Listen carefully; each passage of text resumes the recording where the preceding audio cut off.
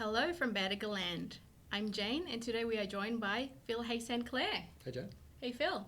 how's it going? Good. How are you? I'm pretty good. Excited to be here. Yeah. Do you miss us yet, or are you still glad to be rid of us? Never glad to be rid of a student. It's I miss it. I love teaching. Yeah. I really do. I think I'm looking forward to seeing who comes in to sort of refresh what we were teaching this last sort of 5 years. But it's really important. I think we've had some good impacts, and people have realised that they could actually go and do something that's not consulting, which, as you know, is my mission when it comes to teaching, to sort of stop MBA students from becoming management consultants, and to go and build something new and see how it works out. So, so yeah, I miss it. Yeah. Cool. And we miss you. Thanks. So go both ways. Thank you. So you're a man of many talents. Can you tell us a little bit more about where you started and how you arrived to where you are now? Circuitous route. Square peg, round hole for sure. So went to school in sort of country Queensland, and wasn't great at sport. I was an average human across the board, but I fell in love with army cadets at school. So for me, it was grade 9 we could start, and it was you saw all these guys, and our school had this massive military history where in World War I, World War II. Many students would go and get drafted from the school to go to war and come back, and then a lot of Vietnam veterans and other conflicts that we've been part of. And it was such a rich history. Like they had these really big halls where you could sort of read about the history and all the photos, and you could just get lost in the history. It was really quite romantic. Of course, war is not, but this history was quite something. And I found a real belonging when I joined the cadets, because it was like this brotherhood. It was and sisterhood, but it was a thing where you could contribute and learn, and all we pointed in the same direction, which for me was just intoxicating. And so I geared all of my schooling towards joining the army. So I couldn't have cared. I had no plan B. It was just like, I'm going to finish school, I'm going to go to the army. And through that process of cadets, I met all these amazing people, and one of them was a guy who came from the UK Army, and he came on the camps that we had on the weekends, and two weekends a year, and he was an army doctor who also learned how to fly helicopters. And so his job was literally flying to help people in a helicopter and flying home and doing medicine. It was like, that is the coolest job in the world. Like, I'm going to go and do that job. The flying or the saving, or both? It was just like both. Like I thought it was mutually exclusive, and then it was like, no, you can do both. And I'm like, I'm doing that. So I left school, enlisted in the army literally weeks after I finished school. Missed all the schoolies and all the end of year festivities. Literally went to the office, signed up.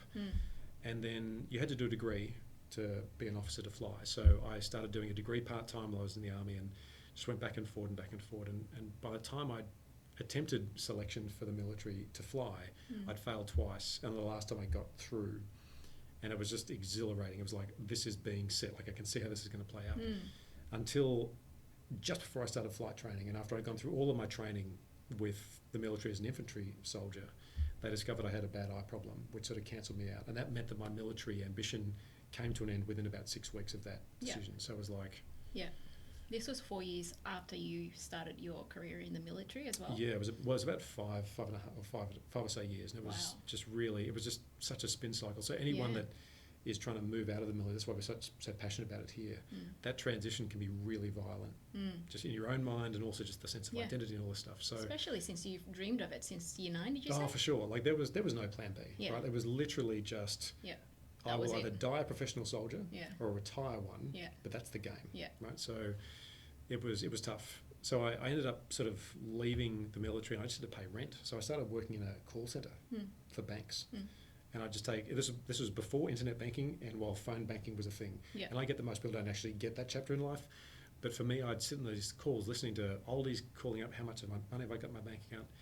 And there was this thing that went off in my brain about helping people to solve a really small problem but doing it really well, which is what the military teaches you as well, right? Just do your job really, really well, and as part of a cog in a wheel, the rest of the wheel works really well. So did that for a long time, made my way through the bank, learned a lot, rusted onto all the best leaders I could find, and just learned a bunch. So hold on, what was the one thing that you wanted to do really well in the bank?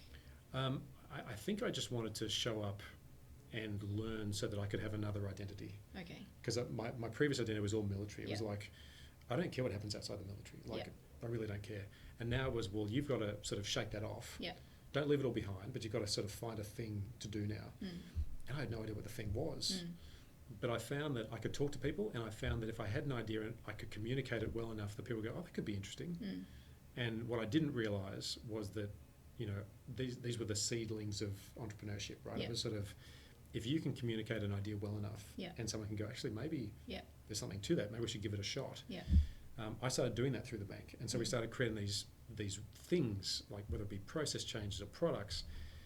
Even a charity bike ride that we started that raised $700,000 for cancer research, where we took hundreds of employees out on this bike ride for a week at a time.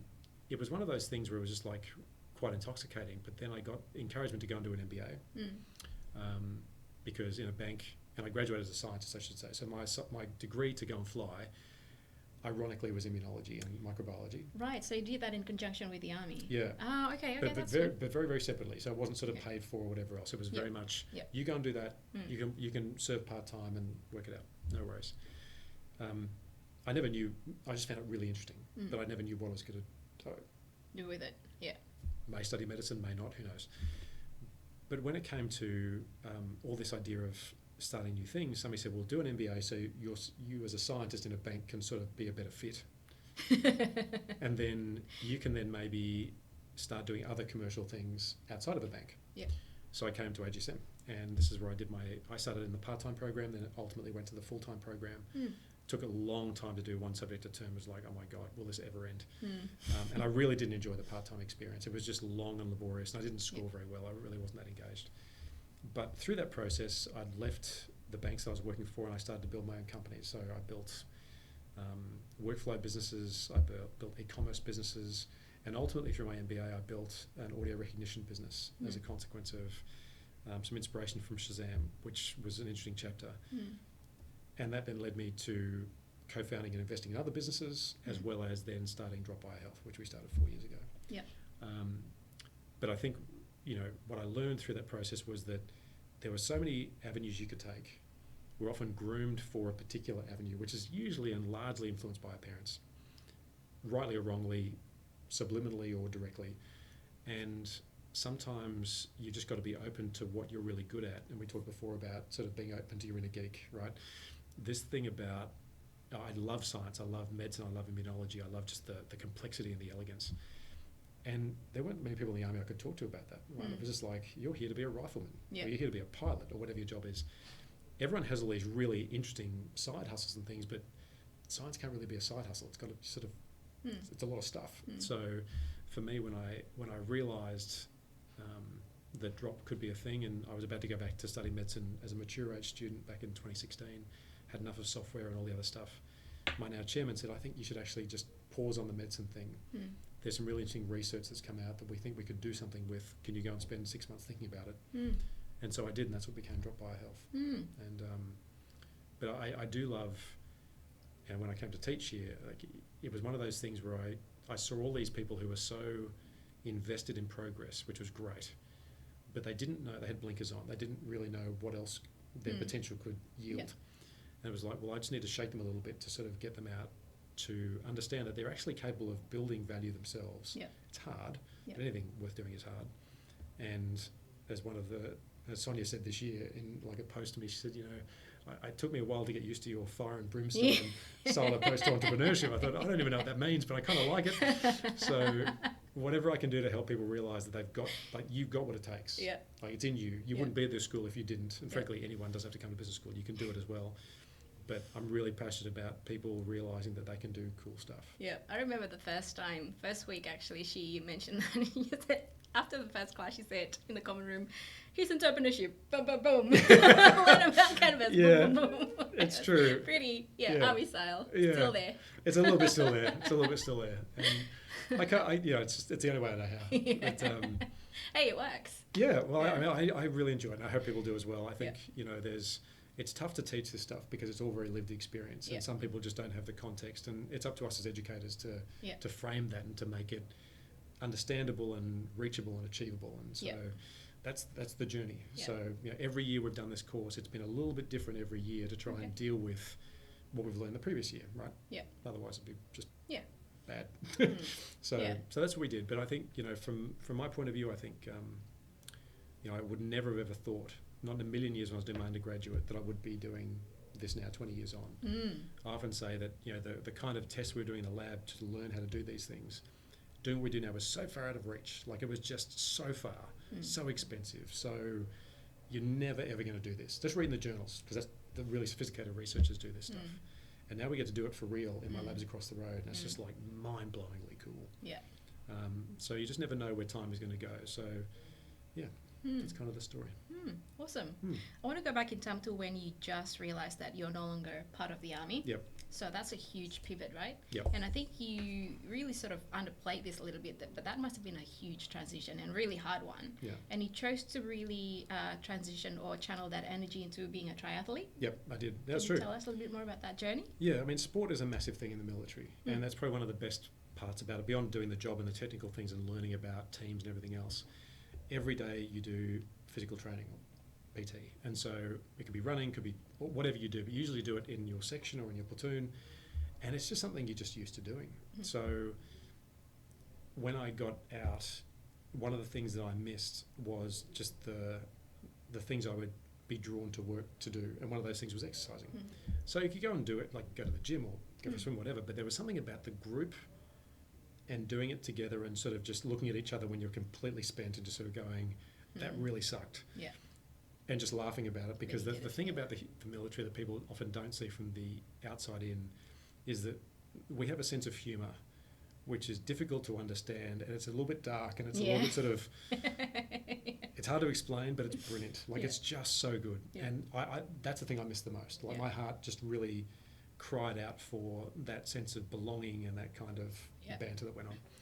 So Was that thought, or was it just part of the culture and you pick it up from the day you it's part of the culture. Okay. Yeah, I think you sort of come into it and you want to hope, I think if I was having my time again, you want to hope that you pick up on it early and sort of just jump in the flow, as opposed to going, this is all kind of weird, right? Yeah. Because no one is really there, I don't think, no one's really there to make you fail. People are there to do a job. Yeah. And the best you can do it together, the better you can be proud of it, all that sort of stuff. So we did a lot of running in the army. I swam through school a lot. So I went to the school I went to was a big rugby school, and my dad wouldn't let me play rugby. He said, you're a beanstalk, right? Like, you'll get snapped in half like a twig on a rugby field, and I don't want you injured for the rest of your life.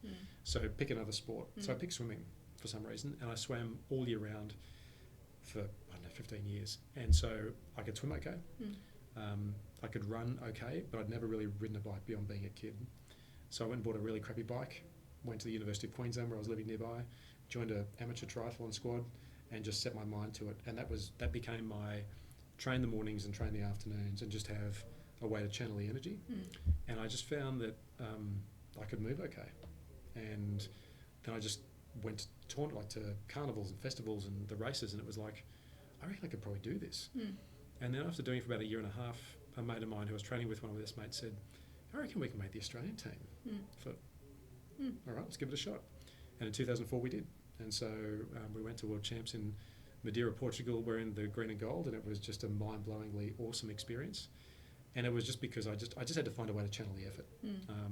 And I didn't know any of the people at this triathlon club. Like, it was literally, hi, I'm Phil, like to do triathlon, don't know what I'm doing, here to learn. And I brought the same banter to that group that they didn't quite know how to do with in the first instance. But then it sort of became part of the culture as well, and it was just fun.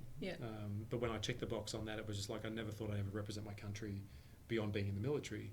And when I crossed the line, I still remember my foot hitting the line, and it was like, check box, straight to McDonald's. and it was just, I was there to do the thing. A bunch of other friends of mine went on to do Ironman triathlons and all that stuff, and they're still doing it. It's like, I take my hat off to you, but I was here to sort of just check a box and to feel good about it, and then to move on to the next chapter. How long did that take? So I think I probably got semi-serious in like 1999, 2000. So it was about a 4-year thing. Oh, okay, all right. I guess I had a bit of underlying sort of history in sport before that. I mean, nothing professional, nothing like that at all. It was like, I could swim 50 metres fast, but it wasn't like Olympic standard. It was like, I can do that quickly, but it's very different when you start doing 1,500 metre open swims, open water swims and everything else. So it was a good chapter, and it sort of set me up to remind myself that the identity outside of the military could be one in sport, it could be one in banking, it could be one in other things. And that you still have that identity outside of in the Right. military as well. And that's It's good. achievable. Yeah. Yeah. I think what we've, and you know, when we had a number of people who have come through the AGSM who are all who are not all, who are veterans, and you know, Tom Gleeson, for example, former F-18 pilot who went through here a number of years back, then went to work for GE, then now is working for you know, a modular design company. Really capable guy, and there's a whole litany of people who have been like that, who have all added really significant value to their cohorts at different times. You know, we had a real tragedy happen a number of years back where one of the students unfortunately passed away who was a veteran, and we set up a military scholarship, which then has been, thanks to Michelle and the team, has been built on. We've got multiple scholarships that have come through now. Wow. And it's one of those things where the job here is to say, you know, education is a fantastic off-ramp coming out of the military. For us, we wanted to welcome them in. They have had very different experiences and backgrounds, and part of that decompression out of the military is to go, come and meet people like you, look at all these variously wonderful backgrounds. These are all your options, and there's hundreds of them. But let's teach you the language of business. Let's teach you the language of how to sort of negotiate and understand finance and accounting, everything else. And the more that we can do that, the better, because it just sets them up to be massively high in contribution back into society post that point, where there are many, many people who have finished, you know, 15 years, 20 years, and they don't have a great transition plan.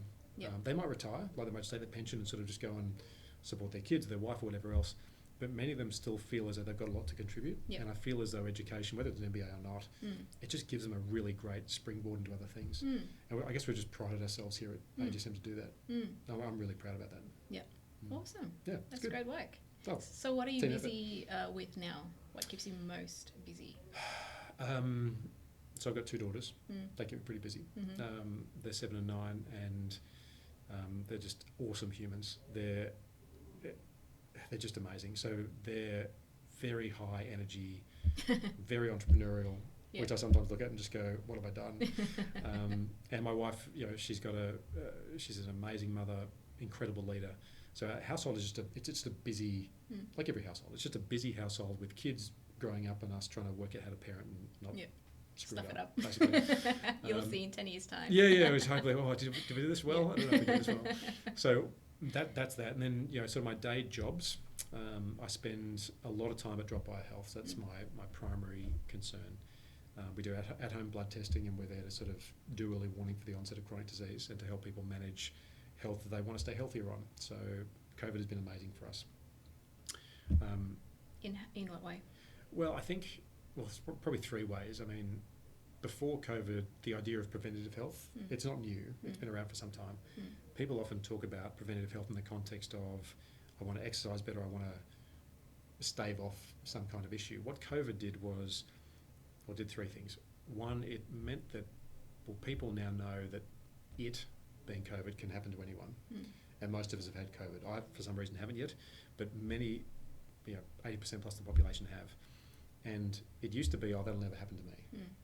But no, it does happen to you, and it will happen to you, and it's just a matter of time for me as well. But that sort of shift was, okay, so it could happen to me. That's kind of helpful for preventative health companies like ours, who have been trying to keep you healthy for a long time. Now, if you get COVID and don't recover as well, maybe, or if you just want to know that being healthier is important, then that's a good thing for us. The second one was that COVID elevated people's vernacular around health. And one of the key words that became really useful was comorbidity. So if you have diabetes and you get COVID, that's bad times bad. If you are non-diabetic and relatively healthy and you had COVID, it was bad, but not so bad. You recover usually. If you had a cardiovascular condition, or if you had a lung or other organ-based issue and COVID came, bad on bad on bad. And so what people started to realise was, I need to not have a comorbidity, which was actually pretty good for us. It was like, we'll try and keep you healthier for longer. And the last one was people started using rats. And we do at-home testing. So it was like, it normalised all of that sort of at-home thing. So that's why it was really, really helpful for us. But there's so many questions that still need to be answered by, like, Twitter for me during the pandemic became a go-to place. because all the scientists, all the doctors who are trying to sort of make sense of all the studies going on and even committing studies themselves, they'd be openly asking and sharing. I'm seeing this. What have you seen? It was just like, oh, this is amazing. Yeah, and it's open forum for everyone to see. Right? It was just like there wasn't any other town square like that. Now, notwithstanding what's happening right now with Twitter, it's sort of I think this could serve to make it even more powerful for our community in science and medicine, because it'll sort of strip out all the rubbish, hopefully, but it'll make it so that people who are doing genuinely great work can connect more easily. Obviously, you take it offline and do a bunch of stuff that way too, but the accessibility is awesome. And that's what was needed, right? Like really transparent, high quality information sharing. That's what started to happen. That's what's happening now, and hopefully what's happening in the ownership change might make that better. Yeah, we'll see. Apparently he's bound to buy it, but we'll see. Oh, it's happened. Oh, it's happened already? It's happened, yeah. He's fired half the company, he's starting again. Okay, there you go. It's pretty interesting. Just because you're good in one doesn't mean that you can be good in another. So that's another lesson to learn. Yeah, we'll see. Yeah. So you're a global ambassador for inspiring rare birds. Yes. Right. When I first read this, I saw it in the very literal sense. I thought you love rare birds. I love wildlife. Yeah. Like, I mean, I like wildlife. Good on you, Phil. Yeah. Can you tell us a little bit more about that? Yeah. Inspiring rare birds. So a rare bird is, women who want to lead, build, and grow movements, organisations, companies. And it was a phrase coined by Joe Burston, who is an Australian entrepreneur, hugely capable, compassionate, onto it, like just awesome. And I remember 3 companies ago, trying to find women software engineers. So I was building a service at the time which I knew would be used actually more by women, so slightly women than men. And my engineering team was all men. And I just knew that we were going to bias ourselves out of that population. So I just went to LinkedIn and thought, I've got to go and find technology entrepreneurs who are women who can help me work out how to find women engineers. And Jo was at the top of the list, so I sort of sent her an invitation request, said, hey, can we catch up? I said, sure, come to my office. And so as I walked in, she said, so what's the company you run? I told her, and she downloaded the app straight away and said, that's pretty good. And she said, I said, so I'm just here to get some help with engineering. And she said, women? I said, yep. She goes, so they don't really exist. This is the problem. And so I'm about to start this organisation that I'm calling Rare Birds. And it's really a mentoring service for women who have got ideas to sort of have the support in the ecosystem, not just the funding, but all the things that the X factors to help women just do progress, yeah.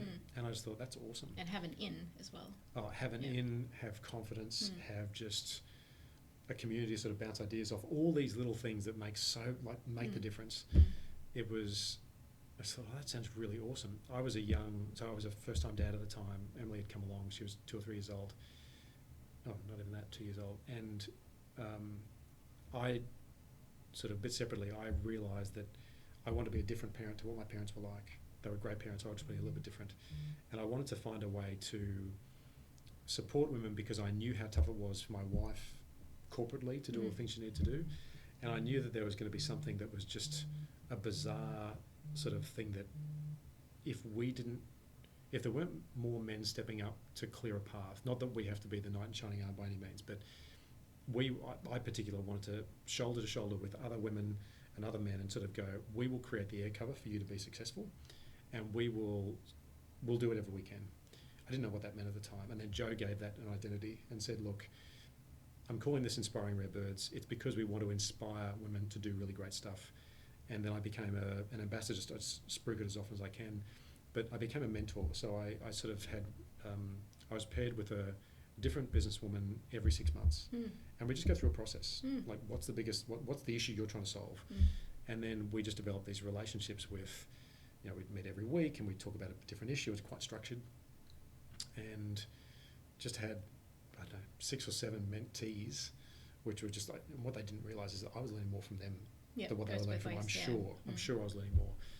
And some of them are still dear friends of our family friends now. Like, it's just become this really fantastic thing. So there needs to be more of it. It's a journey. It's a battle, frankly. And whenever I see things around, sexual harassment or all the things that are going on, I just go, oh my God, like, it's not when will moving this fast end? enough. When will this end? So when it comes to it, whenever I have the chance to not just back women-driven startups or companies, but if there's a way to move the needle, have a conversation, provide context and perspective to the extent that it's useful, because I come with like that much knowledge compared to the world, then I love doing that, because it means that if I set the example there, then that will filter through to the example I'm setting for my daughters. Yep. And that's kind of the game. Yep. So for Jo, I do anything. She's one of my closest friends. I do anything for her. And we have such a great collection of humans there. Like, it's just, you walk into these conversations, the team members of Inspiring Our Birds, they're just awesome humans in their own right. But the people that have been sort of magnetised towards this movement, it's just like, awesome. Great work. It's good. I mean, I just play a really small role, but it's just like, if there's anything I could ever want to stand on top of a rooftop and just shout out about it, that'd be the thing. Awesome. It's good. Cool. All right. So not wildlife. Not wildlife. Figured that out. Just last night, actually. Oh, really? I thought you loved birds. Anyway. They're cool. Especially the rare ones. Yeah, definitely the rare ones. All right. So you're a husband and a dad of 2 girls. Yep. Do you feel like numbered at home? Do you have Totally. a male pet or a male rock? We have a male cat. Okay. His name is Chili. Okay. And we often find ourselves supporting each other. I kind of... Certain time of the month or... No, not yet. Not yet. Yeah. No, it's... I'm expecting it. It's going to be interesting. But I think,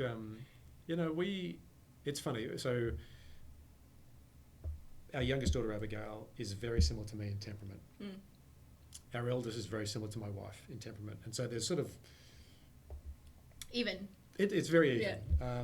Chili, our cat, is sort of the arbiter, the cuteness arbiter for our house that sort of helps to level us all out. But, I don't think so. I think if we had 3 children, and there were three girls plus Fiona and then me, it'd be wow.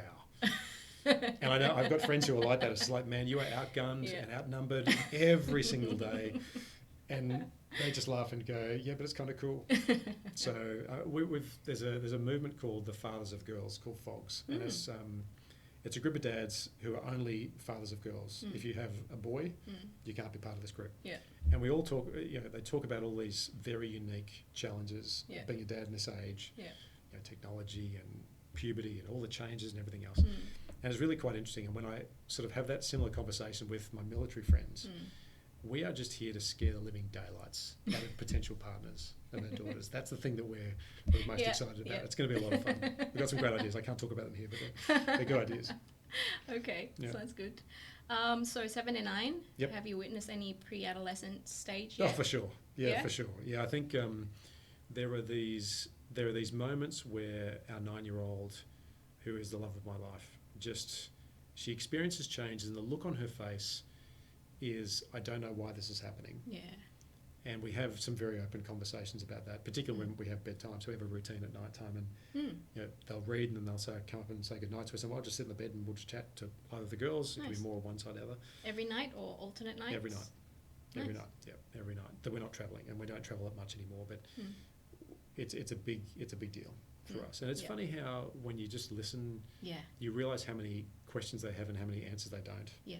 And how many answers you don't have either. Yeah. And so it's just a matter of listening and just letting them know that they're loved and that it'll work out. Yeah. But my wife had a pretty rough sort of puberty journey, and so I'm just on that basis expecting that it's going to be a bit of a interesting ride. Similar, So it's fine. It's part of life. Yeah. Okay. Awesome.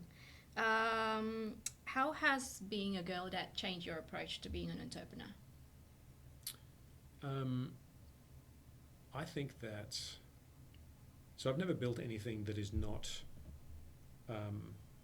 for a male audience only. It'd be very difficult to do that. Okay. Where's the light? This is quite interesting. Let me... There we go. We're back. Yes. Welcome back. I'm moving it. I wasn't waving my hands hard enough. You're not tall enough. I know. You need to stand up a bit. Anyway. So I mean, it'd be very difficult to build just a product for males, I suppose. But what I think I've found is that whenever I look at how my daughters think about things and they problem solve and they understand and interpret, and then I look at my wife or I look at women like you or the women I teach, they often come with such a different perspective that I've learned to listen harder, because people I generally surround myself with don't speak for the sake of speaking. That's not to say that no one speaks until I get there, but it's sort of like whenever women speak, in my experience, they say things because they've got an intention behind it. Sometimes it'll be very overt. Sometimes you've got to sort of peel it back a little bit to try and work out why you're saying what you're saying. But often it's a level, it brings a level of clarity and just interesting things that I know I would miss. Yeah. So it's the genuine fear of missing that perspective. Yeah. That I've sort of, I think I've developed. Yeah. I think it was actually because of my wife, not because of the girls. Fiona's a remarkably insightful woman, and she'll say things in a really concise way and sort of go, wow, that would have taken me like a paragraph to say. Yeah. And you just sort of nailed it. And it's like, That's because she's thought about it. Sure. But in my experience, most of the women that I sort of end up spending time around, they're all a bit like that. There's a real depth to it. And that's why I try to be as quiet as I can. I just want to try and listen more. But going back to my military time, there was also, with that banter that goes on, it sort of set me up nicely for dad jokes. So I find that dad jokes still have applicability with women who wouldn't expect a combined banter dad joke, because it just sort of it tends to make them feel either like I'm just a complete nerd, which is totally fine, or it just makes them sort of drop their shoulders and go, okay, it's fine, like we can have a conversation now. So I've learned that from my girls, that's for sure, and I'm great at dad jokes. Okay, all right, awesome. Would you like to demonstrate one? No, I don't. It's not on demand. It's got to be contextual. And all right, okay, we gotta get the girls. Yeah, that's right. That's good. Okay, cool. I actually met one of the person that was on your cohort not too long ago. We had an alumni network event. Yep. And this person said that they butted heads with you. Oh, so sure. The question is, do you think a certain hard-headedness is important to being a successful entrepreneur? Look, we're all stubborn, for sure. Like, if you weren't stubborn, and I'm certainly stubborn, you wouldn't get up in the morning and just have another crack and have another crack and have another crack. Also, people don't always need to get on. So I think the spirit of a debate is one thing, and you might just genuinely not like someone. Like it's kind of is what it is. Yeah. But I think when it comes down to it, everyone who I know, and you get better at this with age, like you sort of realise the intention behind what somebody's trying to say. I think when I was doing my MBA, I was just frustrated to get back out in the world and keep building stuff. So I'm sure I could have come off as gruff a number of times, I'm sure. But I think like in most cohorts, and it was the same in ours, you find your clique of people and you just want to hang out with them more, and you do. And it is to the exception of other people, which is sometimes a shame, but I don't think at any point would you say that you hated or disliked people. It's just like, I just like hang out with these people more, and they're part of the class and they're there and they add value, and I'm grateful for that. Yeah, it's not out of disrespect. I think it's just you knowing your more authentic self and living true to that. I think so. Yeah. So I get that. Okay, cool. So let's talk about your 4 startups before Drop.io. Sure. HSE & Co. Yep. You started that in 2008. I did. You ran it for 5 years. That was so that was my first startup by myself. So we'd raised a lot of money at the bank I was working for charity, and it was for cancer research, and we gave these big sums of money, which I thought they were huge sums of money to me. When we gave it to these large organisations, it sort of just got absorbed, and it was like, well, hang on, what was that used for? Like, can you tell us? Because we worked really hard for that. And I found this is not a new problem. Like, this has gone on for decades and decades. And people have tried different ways of solving it. But what I found was that people people didn't know where the receipts were when they got tax deductible donations to use in their tax, literally in shoeboxes or whatever else. And so I went out to try and do 2 things. One was to automate the workflow of that so that it would go back in email. It sounds kind of weird now because everything is now email driven, but at the time it wasn't. And part of that was a product that I built called Roundup, which was when you did a transaction online, you might have seen, round up to the nearest 10 cents, nearest dollar, $5, and that'll go to the charity that we're backing here as the e-commerce brand. And I built that, but it was too early because I didn't know how to put it into, the Shopify of the day or whatever else. So that was a long journey in learning a lot about making money, how not to make money, how to spend money, and it didn't go very well. At the end of the day, it did fail, but it was the formative starting point where you had to do everything, right? You were selling, suits on one day and then cutting away the next day, trying to find resources, pulling in favours from friends, trying to make it all work, and it didn't work. But I learned a lot.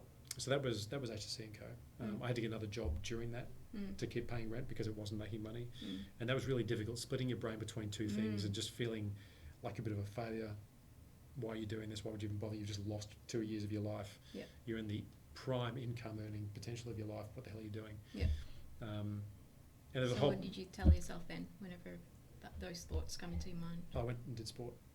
Stopped thinking about it. I just tried to find ways to sort of push to one side. And it was tough because I just the sense of self-worth goes through the floor, right? It's sort of like, I'm not making money. I was single at the time. Can I date? What do I say? Do I want to lie? I don't want to lie. Maybe I should just recluse. Can you get the bill? It was just this is just really awkward on so many levels. So I just decided to sort of just focus on work. So I worked a lot, which wasn't healthy. But then finished that one, learned a lot. I remember writing the email to my shareholders and to all the people that signed up to the email list and stuff on the last day of that, and really hesitating to press send because I thought, do you really want to do this? Maybe it's just around the corner. I said, no, you're wrong. Press send, and it was the greatest relief in my life. Like it was just like, that's gone out. And the feedback I had off the back of that was, we knew it wasn't going to work, but you really showed up, and you did everything you could, and so be it. So that was the first one. What came after that? So and Airshare came after that. Airshare, correct? So Airshare was a funny experience. So again, you were ahead of your time. I think this was it was inspired by Shazam, or it was inspired by Shazam. So Shazam was cracked in sort of 2001 or so by Chris and the team in London and San Francisco, and they'd worked out obviously, hold your phone up to a thing, but they started from really grassroots level. So if anyone ever remembered a Nokia 3210, like the old school phone, I found one in my drawer the other day. If you heard something you liked, you would call a number, which was a 4-digit number, and there would literally be somebody on the other end of that phone trying to listen to the song, and then trying to find the thing, and they would send you like an MP3 file for like 50 cents or $1, whatever. It's like, wow, that's mechanical turking that a long way out. And then they ended up building the algorithm, which we all now is built into our operating systems. But when I remember being in the car, I remember exactly like corner of Falcon Street, or at Falcon Street in North Sydney, with Emily, our youngest, or our oldest in the car, and I heard this gag from the radio station I really loved, Nova, and it was so funny I was laughing out loud. Now, I'm a completely deliriously tired new parent. I was laughing so hard that I desperately wanted to tell that joke to a mate of mine. I thought, I'm going to botch this. Why the hell haven't I got Shazam for radio? That's where it started. And so I recruited an old friend off a Yomtov to come and help sort of build this audio recognition thing that we sold to radio. And the idea was you could be listening to anything, not just music, but anything in the car. Press a button. We built these little Bluetooth buttons to put in your car so you didn't have to touch your phone. And we spent four years, I think, working on that. And you did really well. You raised some funds. You raised money, built products, got into it was really cool hearing for the first time in Nova in Brisbane when the call to action was to Airshare now. And you hear that, you can see the DJ saying it, and you can hear it coming out in the radio. It's like, oh, that's our brand. That's amazing. And it's a verb. It's a verb. You sort of convert it to a verb. And the thing was that what they didn't want to. Radio didn't want to know who was listening, and we could tell. We could tell a lot, and so it became this bizarre inverse sort of incentive model where if we told the radio station who was listening, then they would have to justify that to their advertisers. Their advertisers had already bought the idea that they were listening at another time. We prefer not to know, thank you very much. So that's where that sort of all went. And it brought that to an end. It was ironic because Stefan Chatonsky, who's the venture capital professor here, he was the first guy I took to this this idea to when I was still a student. I said, but what if radio stations don't want the data? Yeah. I said, no, of course they want the data. Yeah.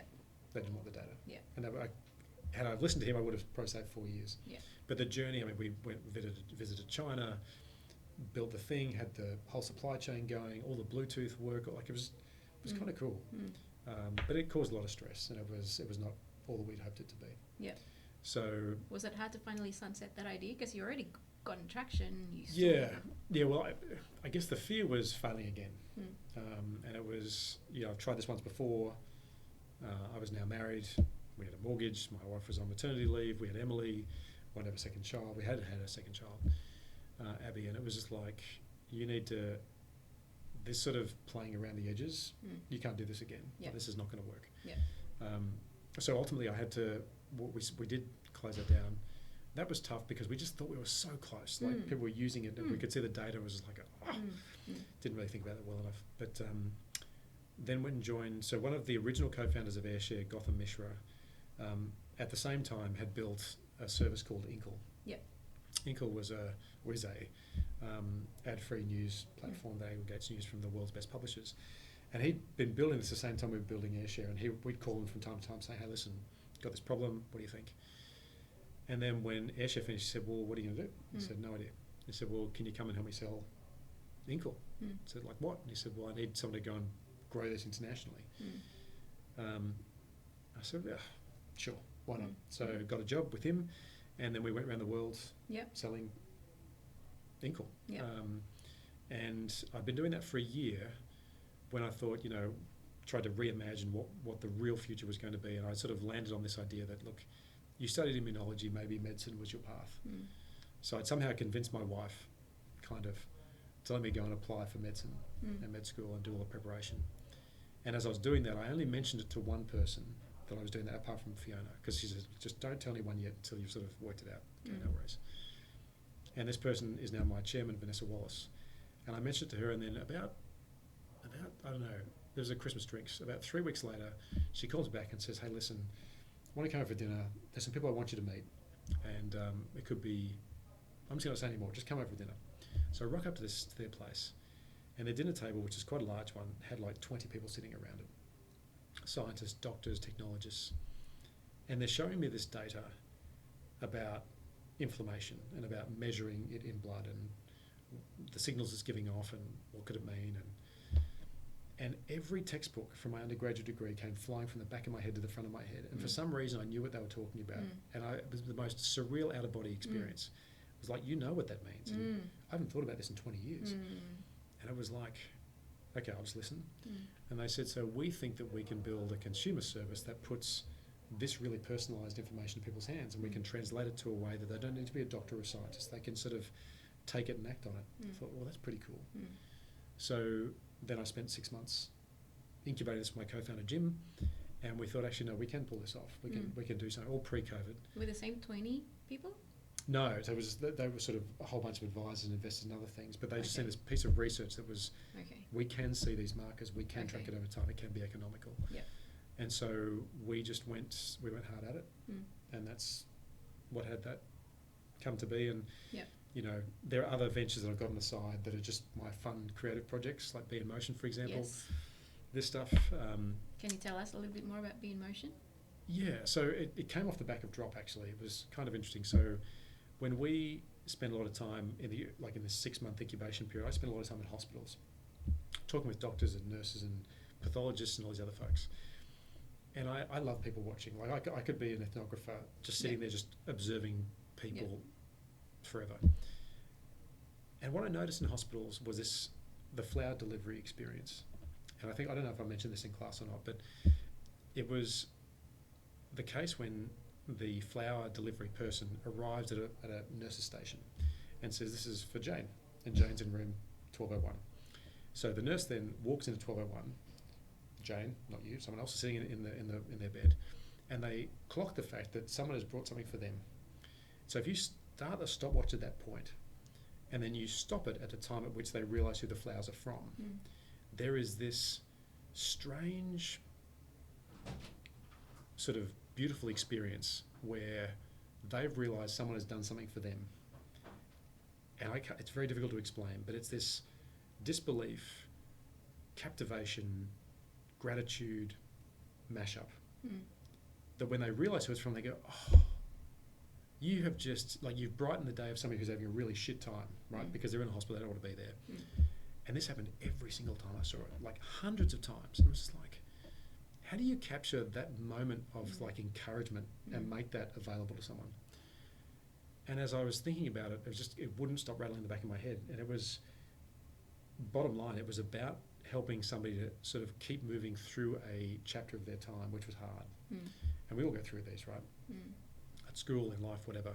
But in hospital, it's a particularly acute situation. So for me, it was, you just got to help people be in motion on things. And like that phrase kept on circling in my head. So as I always do, went to GoDaddy.com, bought a whole bunch of domains, put in a trademark application, and it was like, I don't know what I'm going to do with this. But I did realise that there was this, we could take this idea of that time where a memory is created in that flower delivery experience, and we could create a card. That was the best thing I could think of. I wasn't going to send flowers to everybody. But it was like, if you went to this website, typed in the message to whatever, and let's say I wanted to send you unwell for whatever reason, and I want to send you a thing. Hi Jane, you came to mind today, and I wanted to let you know that I'm thinking of you. Everything's going to be great, and just wanted to give you a smile today. Send. So that card goes somewhere, it gets printed out, but I'm not going to say from Phil. I'm going to give you a QR code instead. And so this handoff that I created was, you receive this card, it's a normal card, and you've got to scan the QR code to reveal who I am. And when I do, confetti comes off the screen. It's like, hooray, Phil sent you this card. At the bottom of it says, how about you send one of these cards? And what I found was that this massive hack job on the technology, right? It was terrible. But throughout lockdown 1 and COVID, people started to do this for their team members. And it started to grow. So it was $10 a card, 40% margin, economics. And then it just became this sort of circular loop, which I had to do very little of. But as I was going through it, one of my friends said to me, look, you need to sort of put this on stuff. Like, it's good to do the cards, but maybe some apparel or maybe something. So we did some drop shipping, and so we got shirts and caps and stuff that people can wear, and it just becomes this thing. And so it's my way of sort of putting encouragement in. When people sort of say, be in motion, what does that mean? It only takes them a second to realise what it could mean, and they usually get it right. So it's just a bit of fun. And $2 from every purchase goes to? Origin. So youth mental health. So I found, I can't remember where I got this idea from, but it was, so Kind is Cool. Another great Melbourne brand. They are all about anti-bullying. And so they, $2 from every purchase they have, and they've got great apparel. They're awesome. Whenever you buy, they put it to, I've forgotten the charity they have, but it's the bullying something, anti-bullying something. And it was just like, that makes sense. Like, that's a good thing to do. So, $2 from every purchase, whether it be cards or the apparel, goes directly to Origin every month. And it's just something that we do to, I think it's good. Great value to the world. I think so. So it's just one of those things that like I said before, it's all automated. There's not anything I need to do to make that work, but it's just it allows me to stay on the tools, because as a CEO now I don't get to do all that stuff that I used to be able to do. And this is the way I get to do that. So it's fun. Awesome. Cool. Okay, this next question comes from your old school mate and co-host of the Unforgiving 60 podcast, Ben. Yes, love Ben. He's an admirer of your vast array of Onitsuka collection. Oh, yeah. His question is there merit in dressing up as a leader in the startup context, like Mike Cannon-Brookes, Mark Zuckerberg, as opposed to dressing up in, for example, when you come to teach, other lecturers dress up in suits and smart shoes, smart pants. Suits and smart shoes. Semi-formal. But, you always come up with t-shirts, jeans, puffy jackets and sneakers. Was that a conscious decision? Not puffer jackets. No? So I leave them at the door. Okay. All right, okay. But, look, we talked earlier about this idea of just being you, right? I can do my thing when I feel comfortable. I feel comfortable wearing Onitsuka Tiger shoes, t-shirts and jeans. If I need to dress up to deliver a point, I'll do that. But it'll be for the audience. I don't think anybody is ever going to look at you differently because it's just one dimension of who you are. And when somebody hears you speak, or teach or do whatever it is that you do, they're looking here. Yeah. Right? They're not looking at all. They'll see that stuff, but it's not going to be so influential that it's going to override, unless it's like right out there. Yeah. But I don't know. I think colourful shoes give people something to talk about. I think it's fun and they're really comfortable. Yeah. So, okay. What can you say? All right. Yeah. Cool. One of a few of the things that have really stood out for me during our time together was the fact that you really care. Mm-hmm. So you were the only facilitator who actually created 50 individually hand-decorated cupcakes, gluten-free and gluten-full, Right. Yep. twice over, right? Because you did it once, and somebody got COVID, so you had to take it. Yeah, had to do it again. Yeah. So. Yep. It was tough eating all those cupcakes. Too. Yeah. So thank you for that. Sure. During the term break, you bought all 48 of us coffee as well to say, keep up. Keep it up. Yep. And always asking, are you okay? Is your family okay? How's your home life? Yep. We're here to help you out. So that's it. That really stood out for me. So thank you for caring. Sure. Yeah, I think, there's always this thing about, CEO and leader, leader, follower, teacher, student. And I think we forget that it can be both, right? In a classroom context, I'm learning as much from the people that are asking questions than they are as the stuff I'm teaching them or trying to help transfer in terms of knowledge. And people will often not be able to perform well if something is wrong at home. And this is not just about performance, it's about just enjoying it. Yeah. Like in a graduate context, the number of times in your life where you'll have a chance to not work and just study, and we've got home life related things, but actually just immerse yourself in the learning, so rare. And so I think part of our job here is to sort of create the conditions to allow that to be a really rich experience, because you'll talk about that to other people, but more importantly, because you'll get a lot out of it. So, Patrick Sherry, for example, who taught me in my MBA, he came at it with a slightly different point of view, but very similar. Like you could feel the intention, and I just knew when I started teaching I wanted to be that guy, and I'm glad it had an impact. I think the cupcakes they're a fun touch, right? It's just sort of like, I love cupcakes like shoes, like they're just colourful and fun. When it comes to having a coffee, in the military, to be, do you want a brew? And brew is sort of code for coffee, and typically it's, very standard. But you see people talking around coffee and sort of having a relationship, and you buy 40 coffees. I mean, it doesn't cost much. Like it's a gesture to sort of say, look, yes, I'm going to mark you. Yes, I'm going to judge you. But I'm going to do that in a context of, I want you to be better. And I want you to feel as though through this process, because there's come a time at the end of 10 weeks that relationship chapter comes to an end. And as I said at day one, and usually most weeks, this is the start of a conversation. So after that, if you come to me in 2 years' time, 10 years' time, tomorrow, I want you to feel as though we can have that conversation. Yeah. Because I want to be able to help. Because if you can change the world a little bit, then there's a good chance I'll benefit from that, and so will a whole bunch of other people. Yeah. It's kind of what we're here to do. Yeah. So, yeah. Cool. Awesome. Yeah. So before we finish, I've got a few questions. Are Sure. you ready for Quickfire Monday? Do it. It is Monday, isn't it? It's Quickfire Monday. Monday. I'm on it. All right. So we have 2 minutes to answer these questions. Okay. Ready? Yep. Who's your favourite founder and why? Oh, so many good founders. Adam Theobald at Beat the Q and Hey You.